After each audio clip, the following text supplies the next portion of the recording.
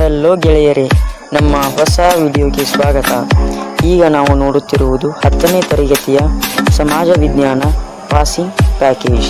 ಇದರಲ್ಲಿ ನಾವು ಮೊದಲನೆಯ ಅಧ್ಯಾಯವೆಂದರೆ ಭಾರತಕ್ಕೆ ಯುರೋಪಿಯನ್ನರ ಆಗಮನ. ಇದರಲ್ಲಿ ಭಾರತಕ್ಕೆ ಹೊಸ ಜಲಮಾರ್ಗದ ಅನ್ವೇಷಣೆ, ಪ್ರೇರಣೆ ನೀಡಿದ ಅಂಶಗಳು ಹಾಗೂ ಇನ್ನಿತರ ವಿಷಯಗಳ ಬಗ್ಗೆ ನಾವು ನೋಡಬೇಕು.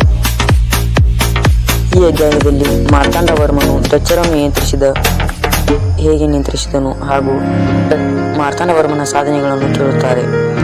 ಇದು 3 ಅಂಕಕ್ಕೆ ಹಾಗೂ 4 ಅಂಕಕ್ಕೆ ಬರುವ ಪ್ರಶ್ನೆಯಾಗಿದೆ.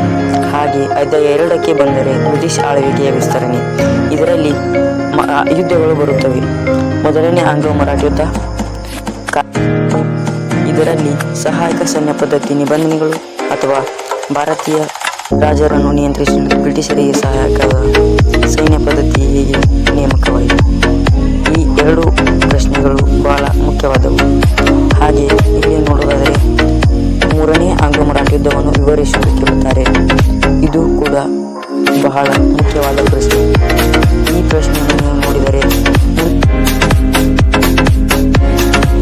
ನಮ್ಮ ಚಾನಲ್ಗೆ ಯಾರು ಸಬ್ಸ್ಕ್ರೈಬ್ ಆಗಿಲ್ಲವೋ ಬೇಗ ಸಬ್ಸ್ಕ್ರೈಬ್ ಆಗಿ, ಹಾಗೆ ಪಕ್ಕದಲ್ಲಿರುವ ಬೆಲ್ ಬಟನ್ ಅನ್ನು ಆಲ್ ಅಂತ ಸೆಟ್ ಮಾಡಿ.